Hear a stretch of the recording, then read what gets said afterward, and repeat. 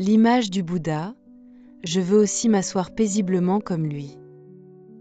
Vers l'âge de 7 ou 8 ans, j'ai vu par hasard sur la couverture d'un magazine bouddhiste une image du Bouddha. Sur cette image, il était assis paisiblement dans l'herbe. Cela m'a profondément marqué. Je me suis dit, l'artiste qui a dessiné cette scène devait avoir un esprit aussi calme que l'eau d'un lac tranquille. À l'époque, beaucoup de gens autour de moi n'étaient ni paisibles ni heureux.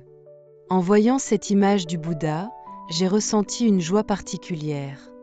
Cette scène si calme m'a soudain donné envie de devenir une personne comme lui, quelqu'un capable de s'asseoir tranquillement, dans la paix et la sérénité.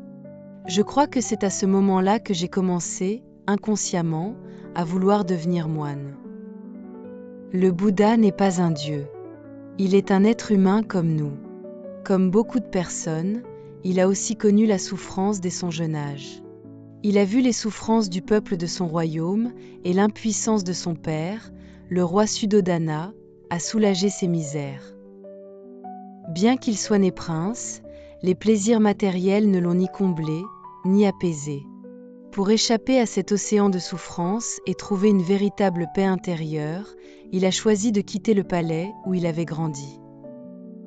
Je pense qu'aujourd'hui encore, de nombreux jeunes vivent les mêmes doutes que le jeune Siddhartha. Ils cherchent la vérité, la bonté et la beauté, mais n'en trouvent pas autour d'eux, et cela les déçoit profondément. Moi aussi, dans ma jeunesse, j'ai ressenti cela. C'est pourquoi, quand j'ai vu cette image du Bouddha, j'ai été si heureux et ai voulu devenir une personne comme lui. Je sais maintenant qu'avec de la persévérance dans la pratique, il est possible de devenir comme le Bouddha. Une personne capable de rester calme, d'avoir un cœur aimant et tolérant, peut être appelé Bouddha. Il y a eu de nombreux Bouddhas dans le passé, il y en a encore aujourd'hui, et il y en aura dans l'avenir. Bouddha n'est pas le nom exclusif d'une seule personne, c'est un titre. Toute personne dont l'esprit est paisible, compatissant et inclusif peut être un Bouddha. Nous pouvons tous devenir des Bouddhas.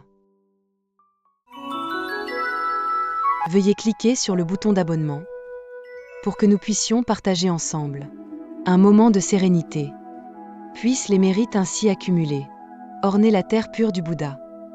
Puisse-t-il rendre hommage aux 4 bienfaits majeurs d'en haut et soulager les souffrances des êtres des 3 voies d'en bas. Que tous ceux qui entendent ou voient ces paroles éveillent en eux l'esprit d'éveil et qu'en achevant ce corps de rétribution, nous renaîtrons ensemble dans la terre pure d'Amityofo.